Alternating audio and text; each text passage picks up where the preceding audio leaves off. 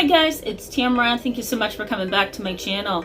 Welcome back. Today we're going to be talking about a couple of things that you can do that's practical when trying to manage problematic people in your environment. So we're talking the narcissist, the sociopath, the psychopath, the unstable and immature parent. We're talking about, extended family, or anybody in your environment, even your coworkers, who, they don't respect your boundaries. They don't know how to, and they don't care to. Christmas is coming up in the next week, and we have a lot of Christmas parties coming up. We have a lot of family gatherings coming up. New Year's after that. And so these are all events where we have to connect and bond with people and get close to people in our world, whether we want to or not. So I got this video request from somebody the other day, and I figured I would go ahead and talk about it today. So thank you so much for coming back to my channel. For those who are subscribed and for those who are new, I encourage you to hit the subscribe button so that you can stick around with us and be on our growing and validating channel in our community. I think it's growing almost every hour, which is so cool. And over the past 60 days, we've gotten a total of 500 new subscribers, which is so awesome. So I do welcome you to our channel and to suggest topics and engage and ask questions. The benefits for you in today's video is I'm going to point out some ways not to get sucked in by unhealthy and toxic or manipulative people in your environment this holiday season. So, when you think of Christmas, I'm a little bit different when I think of Christmas, but most people who think about Christmas, they think of like ugly sweater contests and, going to Christmas dinners with the family, going to Christmas brunch or Christmas lunches with the coworkers, right? We also think about the traffic congestion that's often indicative that the holidays are near, right? We also think about all the food that we have to get and cook for family and friends that want to visit. We also think of crowded living conditions, right? With our family when they come to town to visit us. We think of all the things that's stressful.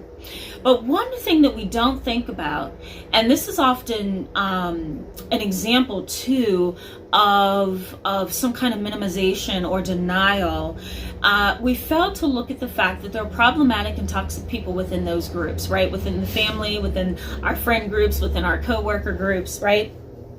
So we have a hard time looking at reality. All we see are the good things. All we see are the nice things, right? The trees, the lights, the family, the friends, the occasions. But then there's another group of people who are very depressed around this time. Their trauma starts to peak around this time as well. They get extraordinarily anxious, obsessive, or they begin to ruminate.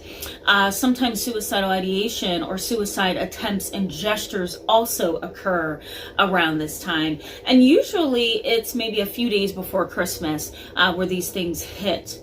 And one of the reasons, and this is what I found in my practice, one of the reasons why this happens is because of all the tension and the stress that I just mentioned. It's really hard to balance that. It's also really hard to balance, our ability to maintain a sense of stability around this time, because we have people calling on us, expectations, we have goals, right? And we also have ways that we want to celebrate our own holiday.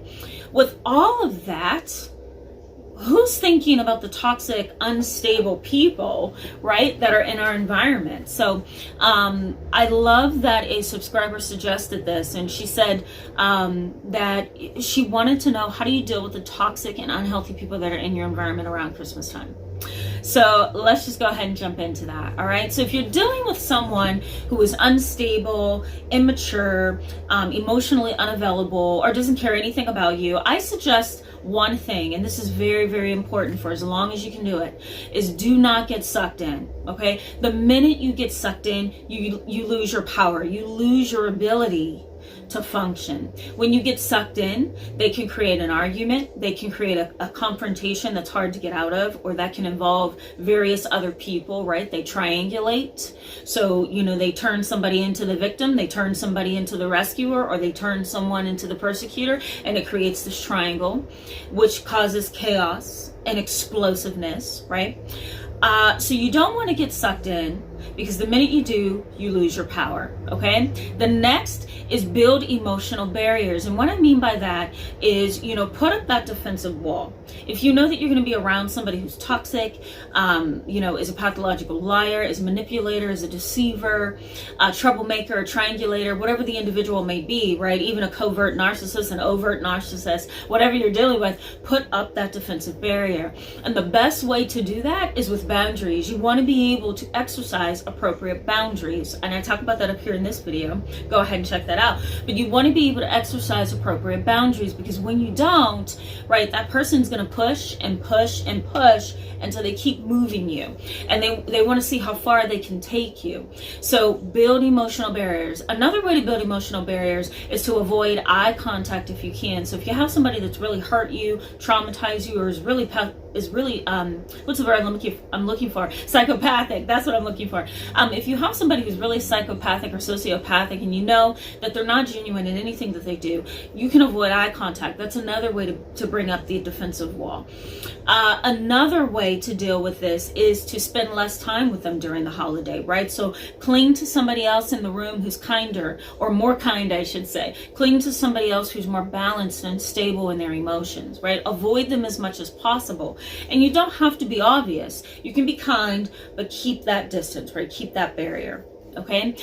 The next is always be ready. I tell a lot of my clients who are dealing with this kind of a situation, or dealing with psychopathic family members, to always be ready. If you're not ready, then you're going to get taken. You're going to be shocked. You're going to be under the assumption that the person's not going to hurt you, and you're going to get taken. So always be ready. It's kind of like when you are at home and you're asleep and you hear something and you sit up and you look around and you're just a little bit hyper vigilant. That's kind of how you have to be during holiday time with certain people, because that's the moment they want to start gossiping and spreading rumors and asking you questions about your personal life, talking about your employment, talking about your failed marriage, right? Talking about your adopted child. This is the time where they kind of cling to you and they want to know everything about your life. So always be ready. All right. The next is use psychology and be strategic. Always go in to these kind of situations, family gatherings, Christmas parties, friendship meetings during this time, right? Lunch and brunches. Always go in using psychology and strategy. You want to be able to predict, if you can, or at least estimate or get close to the reality of how this person is likely to respond. So let me give you an example. So let's say you've been invited to brunch for Christmas Eve, and you're going to be meeting with your mom, your dad, and your brother, who's a pathological liar and a sociopath. So let's say you're there, and your mom and dad are asking you questions about your marriage and how things are and how your pregnancy is, right, and how your new house is with your husband and so forth. And you know that your brother is a pathological liar and a sociopath. You know he has the tendency to be jealous of you. So expect that and prepare for that, and use strategy, right? Cut your sentences a little bit shorter. Don't answer all his questions directly, right? Tell him what you need to tell him to get him off your back. So strategize. How do I deal with my family? How do I deal with my parents and yet keep this toxic family member at bay without getting too much information about me, without triggering their jealousy or their envy, which I know they're capable of? So, be strategic and use psychology. All right. The next one is confront with wisdom. So if you have somebody who is calculating and manipulative and is really out to get you, and you're going to be around them this holiday season, really try to confront with wisdom. You don't want to just jump up and say, look, I don't like you, or you don't want to jump up and say something like, you always ruin holidays. I don't understand what the issue is. You don't want to do that. All right. Because the minute you do that, you're going to trigger them to create a scene, to be angry, to create an argument. And that's not what you're there for. So confront with wisdom. Also, question yourself, do a cost benefit analysis. Remember we talked about that yesterday? Do a cost benefit analysis. What's the pros of, you know, what's the pros of me confronting versus the cons of me confronting. Okay.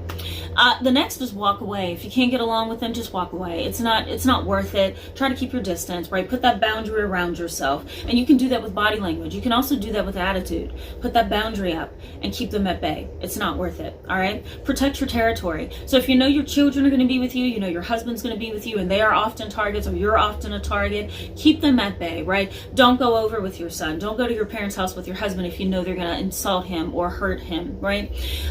Protect your territory in terms of your home environment. If you don't want, you know, these unstable, toxic, unhealthy people in your environment, don't invite them to your home, and don't feel compelled to. You don't need to just because it's the holiday. All right. And last but not least, put some temporary space between you guys. Okay. So maybe you don't need to spend this holiday with them. Maybe you need to put up a boundary, right? Maybe you don't need to spend New Year's Eve with them. Put up that boundary. So put up temporary barriers to protect yourself. Thank you so much, guys, for being with me in this video today. I encourage you to give it a thumbs up if it was helpful, and go ahead and hit that subscribe button to stick around with us. Let me know what you think about this topic, and if you've encountered some of these people in your life. I'm sure you have. I certainly have, which is why some of these tips I'm giving to you, because they've worked for me. So what's tomorrow? Tomorrow's Thursday, so we have 2 more videos to go, guys. We're doing it. I'm so happy. I didn't think we would make it through the whole week. So let me know what you think of this topic, and if you want me to touch on something on Thursday and Friday, let me know in the comment section below. All right, I'll see you then. Bye.